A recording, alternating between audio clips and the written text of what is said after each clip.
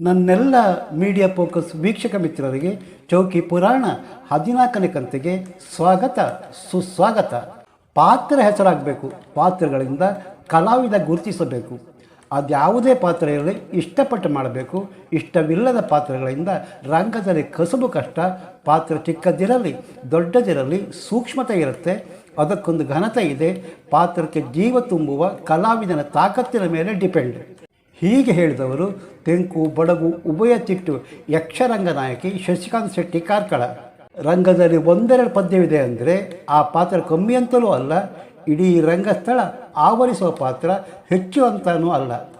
ಕಲಾವಿದನ ಸಾಮರ್ಥ್ಯ ಪಾತ್ರಗಳ ಅಳತೆಗೋಲು. ಸೀತೆ ದ್ರೌಪದಿ ಪಾತ್ರ ಇಷ್ಟ ಯಾಕೆ ಗೊತ್ತಾ? ಪಾತ್ರಗಳಲ್ಲಿ ಜೀವಸತ್ವ ರಸತ್ವ ರಸಗೌಳ ಇಷ್ಟಪಡದೆ ಹೇಗಿರಲಿ? ಅಂಬೆ ನನಗೊಂದು ಸ್ಥಾನ ಕೊಟ್ಟಿದ್ದು ಹೌದಾದರೂ ಯಕ್ಷಗಾನ ಉಭಯ ತಿಟ್ಟುಗಳ ಎಲ್ಲ ಭೀಷ್ಮ ಪಾತ್ರಧಾರಿಗಳ ಜೊತೆ ಅಂಬೆಯಾಗಿ ಕಾಣಿಸಿಕೊಂಡಿದ್ದೇನೆ.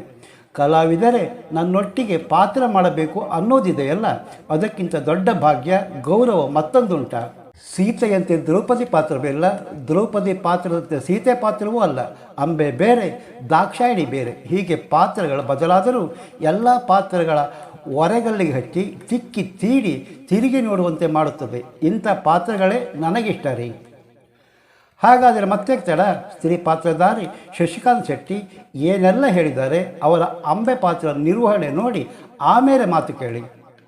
ಹೆಣ್ಣಿನಲ್ಲಿ ನೀನು ಯುದ್ಧವನ್ನು ಮಾಡುವುದಿಲ್ಲ, ಅದಕ್ಕಾಗಿ ಗಂಡು ಅಲ್ಲದ ಹೆಣ್ಣು ಅಲ್ಲದ ಅಥವಾ ಹೆಣ್ಣಾಗಿಯೋ ಗಂಡಾಗಿಯೋ ಒಂದು ವ್ಯಕ್ತಿಯಾಗಿಯೋ ಶಕ್ತಿಯಾಗಿಯೋ ಬಂದು ನಿನ್ನ ಮರಣಕ್ಕೆ ನಾನೇ ಕಾರಣರಾಗುತ್ತೇನೆ ಭೀಷ್ಮ, ನಾನೇ ಕಾರಣರಾಗುತ್ತೇನೆ. ಮದುವೆಯಾಗುವುದಿಲ್ಲ ಎನ್ನುವ ಹಾಗೆ ಉಳಿದೆ, ಚಂದ್ರವಂಶದ ಕೀರ್ತಿಯನ್ನು ಹೆಚ್ಚಿಸಿದೆ, ಆ ನಿನ್ನ ಪ್ರತಿಜ್ಞೆಯನ್ನು ಉಳಿಸಿಕೊಳ್ಳಬೇಕೆನ್ನುವ ಹಾಗೆ ಹೋರಾಡಿದೆ. ನಿನ್ನ ಪ್ರತಿಜ್ಞೆ ನಿನ್ನ ಪ್ರತಿಷ್ಠೆ ಇದಕ್ಕೋಸ್ಕರವಾಗಿ ಹೆಣ್ಣಿನ ಜೀವನವನ್ನು ಬಲಿ ತೆಗೆದುಕೊಂಡೆ. ಯಾವ ಚಂದ್ರವಂಶದ ಉಳಿವಿಗಾಗಿ ಮದುವೆಯಾಗದೆ ಉಳಿದು ನನ್ನ ಜೀವನವನ್ನು ಹಾಳು ಮಾಡಿದೆಯೋ ಅಂತಹ ನಿನ್ನ ಚಂದ್ರವಂಶ ನಿನ್ನ ಕಣ್ಣ ಮುಂದೆಯೇ ನಾಶವಾಗಿ ಹೋಗಲಿ ವಿಶ್ವ, ನಾಶವಾಗಿ ಹೋಗಲಿ. ಈ ನಿನ್ನ ಮನೆಯ ಮಕ್ಕಳು ನಿನ್ನ ಕಣ್ಣ ಮುಂದೆಯೇ ಹೊಡೆದಾಟವಾಡಿ ಸಾಯಲಿ. ಈ ನಿನ್ನ ವಂಶ ನಾಶವಾಗಿ ಹೋಗಲಿ ವಿಶ್ವ, ನಾಶವಾಗಿ ಹೋಗಲಿ. ಇದೋ ನಾನು ಬದುಕಿರಲಾರೆ ದಗದಗಿಸುತ್ತಾ ಇದೆ, ಅಂತಿಕೊಂಡೆ ದಗದಗಿಸುತ್ತಾ ಇದೆ. ಆ ಬೆಂಕಿಯ ಕುಂಡಕ್ಕೆ ಹಾರಿ ನನ್ನ ಜೀವನವನ್ನು ನಾನೇ ಕಳೆದುಕೊಳ್ಳುತ್ತೇನೆ, ನೋಡು ಭೀಷ್ಮ, ನೋಡು ಮೇಲೆದ್ದಂತಹ ಬೆಂಕಿ ಈ ನನ್ನ ಹೊಟ್ಟೆಯನ್ನೇ ಸುಟ್ಟಿತು ಭೀಷ್ಮ, ಹೊಟ್ಟೆಯನ್ನೇ ಸುಟ್ಟಿತು. ಬೆಂಕಿ ಇಟ್ಟು ಬಿಟ್ಟೆ ಏನೋ ಮಕ್ಕಳನ್ನು ಹೆತ್ತು ಹೆಣ್ತನದ ತಾಯ್ತನದ ಸುಖವನ್ನು ಅನುಭವಿಸಬೇಕೆಂದುಕೊಂಡಿದ್ದೆ. ಸುಟ್ಟು ಬಿಟ್ಟೆ ಭೀಷ್ಮ, ಸುಟ್ಟು ಬಿಟ್ಟೆ. ನಿನ್ನ ಮನೆಯನ್ನು ಪ್ರವೇಶ ಮಾಡಿರುವಂತಹ ಹೆಣ್ಣು ಮಕ್ಕಳಿಗೆ ಪೂರ್ಣವಾದಂತಹ ತಾಯ್ತನದ ಸೌಭಾಗ್ಯ ಸಿಗದೆ ಹೋಗಲಿ. ರಾಶಿ ಕರಟಿ ಕಮರಿ ಹೋಗುತ್ತಾ ಇದೆ ಭೀಷ್ಮ. ಕೂದಲು ಕರಟಿ ಹೋಗುತ್ತಿರುವಾಗ ಉಂಟಾಗುವಂತಹ ಕಮಟು ವಾಸನೆ. ನಿನ್ನ ಮನೆಯನ್ನು ಸೇರಿರುವಂತಹ ಹೆಣ್ಣಿಗೆ ಮುಡಿ ಕಟ್ಟುವಂತಹ ಭಾಗ್ಯ ಸಿಗದೆ ಹೋಗಲಿ ಭೀಷ್ಮ, ಸಿಗದೆ ಹೋಗಲಿ. ಅಯ್ಯೋ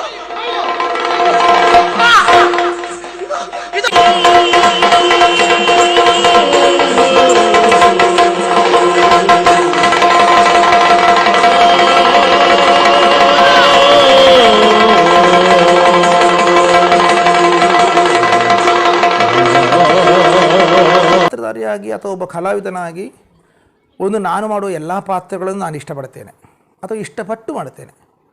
ಒಂದು ಪಾತ್ರವನ್ನು ನಾನು ಇಷ್ಟಪಡ್ತಿದ್ದು ನಾನು ರಂಗಸ್ಥಳಕ್ಕೆ ಹೋಗಿ ಏನು ಮಾಡಿ ಏನು ಹಾಗೆ. ಇನ್ನು ಮತ್ತೆ ನನಗೆ ಸಾಮಾನ್ಯವಾಗಿ ಹೋಗುವಂಥ ಒಂದು ಪಾತ್ರಗಳು ಹೀಗೆ ಹೋಯಿತು, ಒಂದೆರಡು ಪದ್ಯದ ಅರ್ಥ ಹೇಳ್ತು, ಹಾಗೆ ಬಂತು ಎನ್ನುವಂಥದ್ದಿಲ್ಲ. ಆ ಪಾತ್ರ ನಾವು ಸೂಕ್ಷ್ಮವಾಗಿ ನೋಡಿದರೆ ಎಲ್ಲೋ ಒಂದು ಅದಕ್ಕೊಂದು ಅದರದ್ದೇ ಆದಂಥ ಒಂದು ಸೂಕ್ಷ್ಮತೆಗಳು ಅಥವಾ ಆ ಪಾತ್ರದ ಎಲ್ಲೋ ಒಂದು ಘನತೆಗಳು ಇದ್ದೇ ಇರುತ್ತದೆ. ಮತ್ತು ಒಂದು ಪಾತ್ರವನ್ನು ನಾವು ಆ ಒಂದು ದೃಶ್ಯದಲ್ಲಿ ಮಾತ್ರ ಕಾಣಬೇಕದ್ದಲ್ಲ.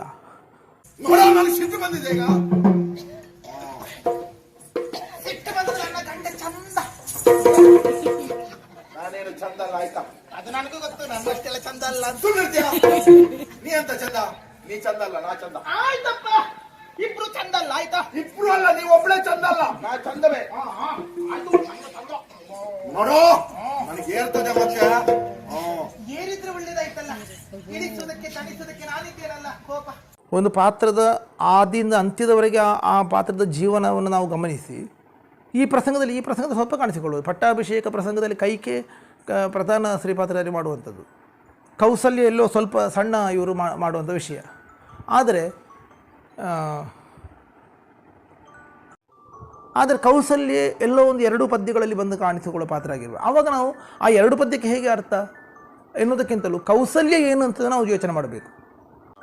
ದಶರಥನ ರಾಣಿಯಾಗಿದ್ದವಳು ರಾಮನನ್ನು ಬಿಟ್ಟು ಹೋಗುವಂಥ ಸ್ಥಿತಿಗಳು, ಅವಳ ಕೊನೆಯ ಸ್ಥಿತಿ ಅಥವಾ ಅವಳ ಅಷ್ಟನ್ನು ಯೋಚನೆ ಮಾಡಿಕೊಂಡು ಈ 2 ಪಾತ್ರಗಳಲ್ಲಿ ನಾವು ಅದನ್ನು ಬಿಂಬಿಸಬೇಕು. ಹಾಗೆ ಟೋಟಲಾಗಿ ಒಂದು ಅಲ್ಲಿ ಬರುವಂಥ ಒಂದು ಬರೀ ಪ್ರಸಂಗದಲ್ಲಿ ಕಾಣಿಸಿಕೊಳ್ಳುವಂಥ 2 ಪದ್ಯಗಳ ಒಂದು ಪಾತ್ರಗಳು ನಾವು ಮಾಡಿಕೊಳ್ಳುವಂಥದ್ದಲ್ಲ. ಹಾಗೆ ನನಗೆ ಮತ್ತೆ ಇಷ್ಟ ಆಗುವಂಥದ್ದು ಎಲ್ಲ ಪ್ರಸಂಗದ ದ್ರೌಪದಿ, ಎಲ್ಲ ಪ್ರಸಂಗದ ಸೀತೆ, ಯಾವ ಪ್ರಸಂಗದಲ್ಲಿ ಬರಲಿ ಒಂದು ಸೀತೆ ನನಗೆ ತುಂಬ ಖುಷಿ ಕೊಡುವಂಥ ಒಂದು ಪಾತ್ರ. ಅದರಂದರೆ ಎಲ್ಲ ರಸಗಳುಂಟು ಆ ಪಾತ್ರಗಳಲ್ಲಿ. ಯಾವ ಪ್ರಸಂಗವೇ ಇರಲಿ ಸೀತೆ, ಯಾವ ಪ್ರಸಂಗವೇ ಇರಲಿ ಒಂದು ದ್ರೌಪದಿ.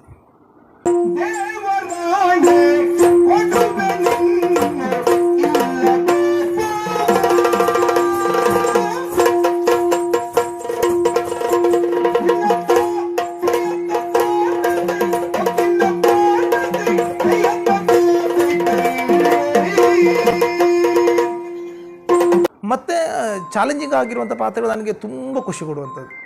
ಈಗ ಜ್ವಾಲ ಇರ್ಬೋದು, ದಾಕ್ಷಾಯಣಿ ಇರ್ಬೋದು, ಇದು ರಂಗಸ್ಥಳಕ್ಕೆ ಹೊಕ್ಕಿದ ಮೇಲೆ ಮತ್ತೆ ಪುರುಸೊತ್ತಿಲ್ಲ, ಮುಗಿಸಿಕೊಂಡೇ ಬರುವಂಥ ಕೆಲವು ಪಾತ್ರಗಳುಂಟು. ದ್ರೌಪದಿ ಇರ್ಬೋದು, ಅಂಥ ಪಾತ್ರಕ್ಕೆ ನಾನು ಆಯ್ಕೆ ಮಾಡ್ತಾಯಿದ್ದು. ಪ್ರಸಂಗ ಇಟ್ಟ ಮೇಲೆ ಅದು ಸಣ್ಣ ಪಾತ್ರ ಮಾರ, ನಿಮಗೆ ಹೇಳೋದ ಮಾರ, ನಿಮ್ಮನ್ನು ಕರೆಸರಿ ಇಂಥ ಪಾತ್ರಗಳನ್ನು ಕೊಡಬೇಕು ಅಂದರೆ ಆ ಚಾಲೆಂಜಿಂಗ್ ಪಾತ್ರ ನನಗೆ ತುಂಬ ಸಿಕ್ಕಿದೆ. ನನಗೆ ತುಂಬ ಅದು ಖುಷಿಯೂ ಹೌದು. ಮತ್ತು ನನ್ನ ಪಾತ್ರ ನೋಡಿ ನಮ್ಮ ಮನೆಯವರು ಇಷ್ಟಪಟ್ಟಿದ್ದಾರೆ. ಅಲ್ಲಿ ಎಲ್ಲದಕ್ಕಿಂತಲೂ ಪ್ರೇಕ್ಷಕರು ಎಷ್ಟು ಇಷ್ಟಪಟ್ಟಿದ್ದಾರೆ ಎನ್ನುವುದಕ್ಕಿಂತಲೂ ನನಗೆ ಖುಷಿ ಕೊಟ್ಟದೇನಂತ ಹೇಳಿದರೆ ಕಲಾವಿದರು ನನ್ನನ್ನು ಇಷ್ಟಪಟ್ಟಿದ್ದಾರೆ.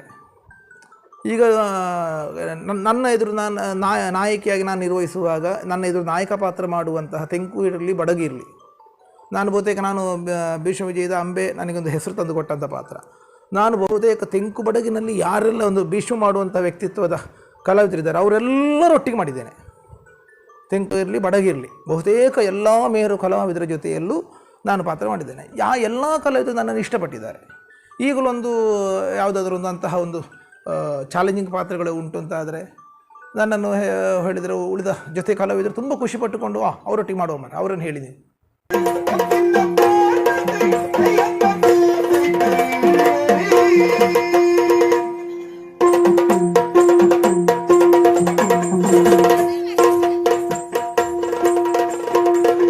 ನನಗದು ದೊಡ್ಡ ಸಂತೋಷದ ವಿಷಯ.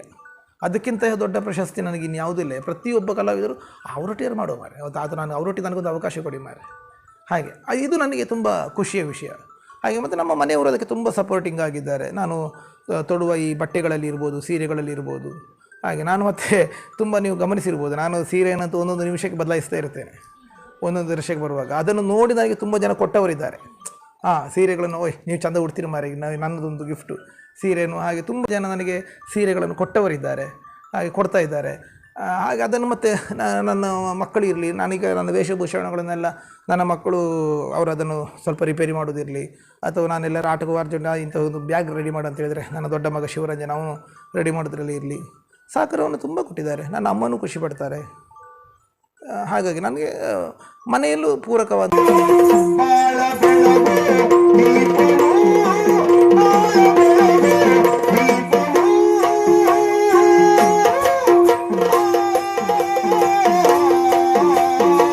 ವಾತಾವರಣ ಉಂಟು. ಹಾಗೆ ಎಲ್ಲರೂ ಇಷ್ಟಪಡ್ತಾರೆ. ಈಗ ನನ್ನನ್ನು ಆವಾಗ ನಾನು ಶಾಲೆ 9ನೇ ಕ್ಲಾಸ್ವರೆಗೆ ಶಾಲೆ ಹೋದವ, ಆಮೇಲೆ ಶಾಲೆ ಬಿಟ್ಟಿದ್ದೆ ನಾನು. ಆದರೆ ಈಗ ನನ್ನ ಮಾಸ್ಟರ್ಗಳು ನನಗೆ ಸಿಕ್ಕಿದಾಗ ಅವರು ತುಂಬ ಖುಷಿ ಪಡ್ತಾರೆ. ಹಾಗಾಗಿ ನನಗೊಂದು ನೆಮ್ಮದಿ ಸಂತೃಪ್ತಿ ಉಂಟು. ಚೌಕಿ ಪುರಾಣ ಶ್ರೀಪತಿ ಹೆಗಡೆಯವರು, ಹಕ್ಲಾಡಿಯವರು ಬಹಳ ಮೊದಲಿಂದಲೇ ನನಗೆ ಪರಿಚಯ ಇದ್ದವರು.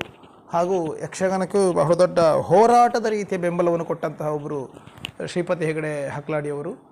ನಮ್ಮ ಯಕ್ಷಗಾನ ಕಲಾವಿದರಂತಹ ನಿಟ್ಟೂರು ಅನಂತ ಹೆಗಡೆಯವರ ಸಹೋದರ. ಇವರು ಈ ಹೊತ್ತಿಗೆ ನನ್ನನ್ನು ಈ ಮುಖೇನವಾಗಿ ನಿಮಗೆ ಕಾಣಿಸಿಕೊಡ್ತಾ ಇದ್ದಾರೆ. ಆಡಿದ ಮಾತುಗಳಲ್ಲಿ ತಪ್ಪು ಇರ್ಬೋದು, ಅಥವಾ ನನ್ನ ಅನಿಸಿಕೆ ಮತ್ತೊಬ್ಬರಿಗೆ ಅದು ಸಹ್ಯ ಆಗದೇ ಇರ್ಬೋದು, ಅಥವಾ ಒಪ್ಪುವ ಅಂಥ ಮಾತುಗಳು ಇರ್ಬೋದು. ಏನಿಲ್ಲ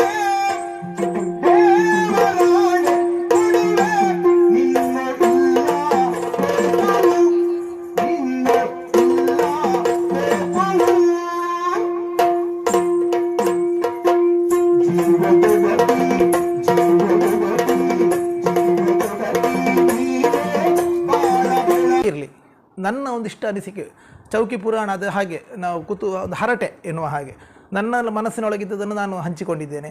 ಒಳ್ಳೆಯದನ್ನು ಹಂಸಕ್ಷೀರ ನ್ಯಾಯದ ಹಾಗೆ ಸ್ವೀಕರಿಸಿ, ಜೊತೆಯಲ್ಲಿ ಇಷ್ಟು ದೂರ ನಮ್ಮ ಮನೆಯವರೆಗಾಗಿ ಬಂದು ನನ್ನ 2 ಮಾತುಗಳನ್ನು ಅವರು ಆಲಿಸಿದ ಅಥವಾ ಅದನ್ನು ಧ್ವನಿ ಮುದ್ರಿಸಿಕೊಂಡಿರುವಂತಹ ಶ್ರೀಪತಿ ಹೆಗಡೆ ಹಕ್ಲಾಡಿಯವರಿಗೂ ಹಾಗೂ ಇದನ್ನು ಕಾಣುತ್ತಿರುವಂತಹ ಎಲ್ಲ ನಮ್ಮ ಕಲಾ ಬಂಧುಗಳಿಗೆ ನನ್ನ ಹೃತ್ಪೂರ್ವಕವಾದಂತಹ ವಂದನೆಗಳು.